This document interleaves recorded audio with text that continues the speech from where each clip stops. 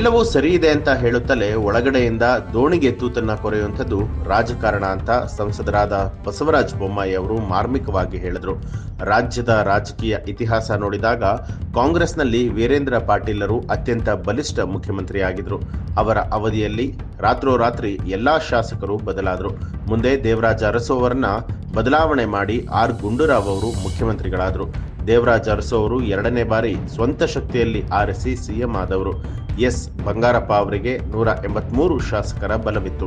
ಆಗಲೂ ಕೂಡ ಸಿಎಂ ಬದಲಾವಣೆ ಆಯಿತು. ಈ ರಾಜಕಾರಣ ಹೀಗೆ ನಡೀತಾನೆ ಇರುತ್ತೆ ಅಂತ ಹೇಳಿ ಮಂಗಳವಾರ ಮಾಧ್ಯಮದವರಿಗೆ ಬಸವರಾಜ ಬೊಮ್ಮಾಯಿ ಅವರು ಪ್ರತಿಕ್ರಿಯೆ ಕೊಟ್ಟರು. ಇನ್ನು ಕಾಂಗ್ರೆಸ್ನಲ್ಲಿ ಆಂತರಿಕವಾಗಿ ಗೊಂದಲ ಸೃಷ್ಟಿಯಾಗಿದೆ. ಮುಖ್ಯಮಂತ್ರಿಗಳ ಕುರ್ಚಿ ಅಲ್ಲಾಡ್ತಾ ಇದೆ ಅನ್ನುವಂತಹ ಭಾವನೆ ರೂಪುಗೊಂಡಿದೆ. ಸಿಎಂ ಕುರ್ಚಿ ಮೇಲೆ ಕೂರಬೇಕೆಂಬ ಎಲ್ಲರ ಆಸೆ ಈಗ ಹೊರಹೊಮ್ತಾ ಇದೆ ಅಂತ ಹೇಳಿದ್ರು. ಇನ್ನು ಮುಡಾ ಹಗರಣದಲ್ಲಿ ಸಿಎಂ ಸಿದ್ದರಾಮಯ್ಯ ಜೈಲಿಗೆ ಹೋಗ್ತಾರೆಯೇ ಅನ್ನುವ ಪ್ರಶ್ನೆಗೆ ಪ್ರತಿಕ್ರಿಯೆ ಕೊಟ್ಟಂತಹ ಅವರು, ನಾನು ಭವಿಷ್ಯವನ್ನ ಹೇಳೋದಿಲ್ಲ, ಕಾನೂನು ತನ್ನ ಪ್ರಕ್ರಿಯೆಯನ್ನ ನಡೆಸುತ್ತೆ ಅಂತ ಹೇಳಿದರು.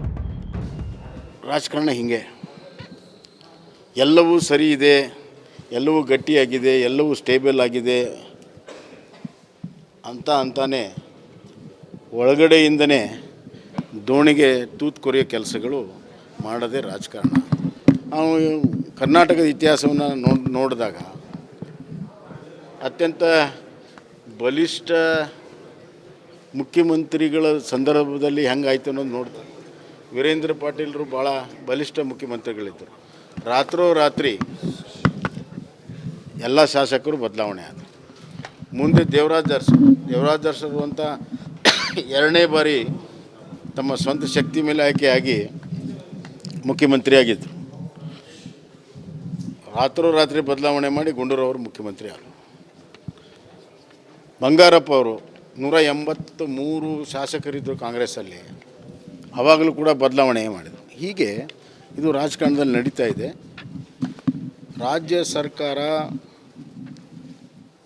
ಇವತ್ತು ಕಳೆದ 1.5 ವರ್ಷದಲ್ಲಿ ಏನೇ ಪರ್ಫಾರ್ಮೆನ್ಸ್ ಮಾಡದಿರೋ ಕಾರಣದಿಂದ ಜನ ಅಂತೂ ಭ್ರಮ ನಿರಸನಗೊಂಡಿದ್ದಾರೆ. ಅದರ ಜೊತೆಗೆ ಆಡಳಿತ ಪಕ್ಷದ ಶಾಸಕರು ಕೂಡ ಭ್ರಮ ನಿರಸನಗೊಂಡಿದ್ದಾರೆ. ಇದು ಕೂಡ ಒಂದು ಪ್ರಮುಖ ಕಾರಣ. ಹೀಗಾಗಿ ಇವತ್ತು ಕಾಂಗ್ರೆಸ್ಸಿನಲ್ಲಿ ಆಂತರಿಕವಾಗಿ ಗೊಂದಲ ಸೃಷ್ಟಿಯಾಗಿದೆ ಮತ್ತು ಮುಖ್ಯಮಂತ್ರಿಗಳ ಕುರ್ಚಿ ಅಲ್ಲಾಡ್ತಾ ಇದೆ ಅನ್ನುವಂಥ ಭಾವ ಇವತ್ತು ಅಲ್ಲಿ ಬಂದಿದ್ದರಿಂದ ಯಾರ್ಯಾರು ಅಲ್ಲಿ ಕುರ್ಚಿಯಲ್ಲಿ ಕೂತ್ಕೋಬೇಕನ್ನುವಂಥ ಮನದಾಳದ ಇಷ್ಟು ವರ್ಷದ ಆಸೆ ಇವತ್ತು ಹೊರಹೊಮ್ತಾ ಇದೆ. ಅದಕ್ಕೆ ಇದು ರಾಜಕಾರಣ ನಡೀತಾ ಇದೆ. ಇದು ಸಹಜ ಪ್ರಕ್ರಿಯೆ. ಕೂಡ ಭವಿಷ್ಯ ಹೇಳೋದಲ್ಲ. ಆ ಥರ ಒಬ್ಬ ಜವಾಬ್ದಾರಿ ಮಾಜಿ ಮುಖ್ಯಮಂತ್ರಿಗೆ ಹಂಗೆಲ್ಲ ಮಾತಾಡೋಕ್ಕಾಗಲ್ಲ. ಕಾನೂನು ತನ್ನ ಪ್ರಕ್ರಿಯೆ ಮಾಡ್ತಾರೆ, ಮಾಡ್ಕೊಳ್ತಾ ಇಲ್ಲ. ವರದಿ ಹೊರಗಡೆ ಬರಲಿ, ಆಮೇಲೆ ಗೊತ್ತಾಗ್ತದೆ. ವರದಿ ಹೊರಗಡೆ ಬರಲಿ, ಆ ವರದಿಯಲ್ಲಿ ಏನಿದೆ ಮತ್ತು ಇದು ಇಂಟೀರಿಯಮ್ ವರದಿ, ಇನ್ನು ಫೈನಲ್ ವರದಿ ಕೂಡ ಬರಲಿ, ಅದನ್ನೆಲ್ಲ ಬಹಿರಂಗಗೊಳಿಸಲಿ, ಆಮೇಲೆ ಚರ್ಚೆ ಮಾಡೋಣ. ಅಲ್ಲ, ಅದೆಲ್ಲ ಅದ್ರ ಹಿನ್ನೆಲೆ ಎಲ್ಲ ಈಗಾಗಲೇ ನಮ್ಮ ಮಂತ್ರಿಗಳು ಹೇಳಿದ್ದಾರೆ. ಅದು ನಮಗೆಲ್ಲ ಗೊತ್ತಿರುವಂಥ ವಿಚಾರ. ಅವ್ರು ಏನೇ ಮಾಡಲಿ, ಏನೇ ತರಾತುರಿ ಮಾಡಲಿ, ಏನೇ ಮಾಡಲಿ, ಸತ್ಯಕ್ಕೆ ಜಯ ಆಗಿ ಆಗುತ್ತೆ. ನೋಡಿ, ಭಾಳ ಸ್ಪಷ್ಟ ಆಗ್ತದೆ. ಮೂಡಾದಲ್ಲಿ ಹಗರಣೆ ಆಗಿಲ್ಲ, ಏನೂ ತಪ್ಪಾಗಿಲ್ಲ ಅಂತ ಇದ್ರಲ್ಲ. ಈಗ ಆ ಕಾಲದಲ್ಲಿದ್ದಂಥ ಕಮಿಷನರ್ನ ಕಾರಣ ಕೊಟ್ಟು ನಮ್ಮ ಕಾಲದಲ್ಲಿ ಏನು ಒಂದು ತಾಂತ್ರಿಕ ಸಮಿತಿ ಮಾಡಿದ್ವಿ, ಆ ತಾಂತ್ರಿಕ ಸಮಿತಿಯ ರಿಪೋರ್ಟ್ ಆಧಾರದ ಮೇಲೆ ಇವತ್ತು ಆ ಕಮಿಷನರ್ನ ಅಮಾನತು ಮಾಡಿದ್ದಾರೆ. ಅಂದರೆ ಪ್ರಾಥಮಿಕವಾಗಿ ಒಂದು ತನಿಖಾ ಸಮಿತಿ ಎಲ್ಲವನ್ನೂ ನೋಡಿ ತಪ್ಪನ್ನು ಕಂಡುಹಿಡಿದು ಇವತ್ತು ಆ ತಪ್ಪು ಇದೆ ಅಂತ ಹೇಳಿ ಕಮಿಷನರ್ನ ನೀವು ಸಸ್ಪೆಂಡ್ ಮಾಡಿದ್ದೀರಿ ಅಂತಂದರೆ, ಈಗೇನು ನೀವು ವಾದ ಮಾಡ್ತಾಯಿದ್ದೀರಿ ಯಾವುದೇ ಹಗರಣ ಆಗಿಲ್ಲ, ಇನ್ನೊಂದಾಗಿಲ್ಲ, ಅದರ ವಿರುದ್ಧವಾಗಿ ಅಲ್ಲಿ ನಡೆದಿರುವಂಥದ್ದು ಸಾಕ್ಷಿ. ಇವತ್ತು ಅದೇ ಸರ್ಕಾರ ಅಮಾನತು ಮಾಡಿರುವಂಥದ್ದು, ಅಲ್ಲಿ ಎಲ್ಲವೂ ಕೂಡ ಸರಿ ನಡೆದಿಲ್ಲ, ಕಾನೂನುಬದ್ಧವಾಗಿ ನಡೆದಿಲ್ಲ ಅಂತ ಒಪ್ಕೊಂಡಂಗಾಗಿದೆ. ಆದ್ದರಿಂದ ತನಿಖೆ ಅವಶ್ಯಕ.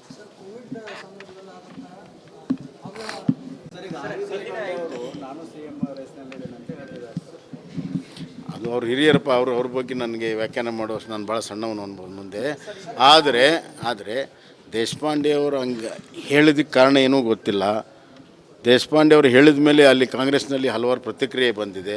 ಅದೇ ಸಾಕ್ಷಿ ಕಾಂಗ್ರೆಸ್ನಲ್ಲಿ ಎಲ್ಲವೂ ಸರಿ ಇಲ್ಲ ಅಂತ. ನೋಡಿ, ಕಳೆದ ವರ್ಷ ನಾವೇನು ಆಡಳಿತ ಮಾಡುವಾಗ ಒಂದು ಆರ್ಥಿಕ ಸುಭದ್ರತೆ ತಂದಿದ್ದರಿಂದ, ಕ್ಯಾಶ್ ಬ್ಯಾಲೆನ್ಸ್ಗಳು ಎಲ್ಲವೂ ಕೂಡ ಇಟ್ಟಿದ್ದರಿಂದ ಮತ್ತು ಅರ್ಧ ವರ್ಷದಿಂದ ಗ್ಯಾರಂಟಿ ಪ್ರಾರಂಭ ಆಗಿದ್ದರಿಂದ ಏನೋ ನಡ್ಕೊಂಡು ಬಂತು. ಆದರೆ ಈ ವರ್ಷ ಭಾಳ ಕಷ್ಟ ಇದೆ ಆರ್ಥಿಕವಾಗಿ. ಅದರ ಜೊತೆಗೆ ಈಗ 7ನೇ ವೇತನ ಆಯೋಗ ಈಡೇರಿಸಬೇಕು, ಹಲವಾರು ಖರ್ಚುಗಳು ಬರ್ತದೆ. ಇವೆಲ್ಲವನ್ನು ನೋಡಿದಾಗ ರಾಜ್ಯ ಸರ್ಕಾರ ಆರ್ಥಿಕದಿಂದ ಕುಸಿಯುವ ಕಾಲ ದೂರ ಇಲ್ಲ ಅಂತ ನಾನು ಮೊದಲಿಂದ ಹೇಳ್ತೀನಿ, ಅದನ್ನೇ ಹೇಳ್ತಾ ಇದ್ದೇನೆ.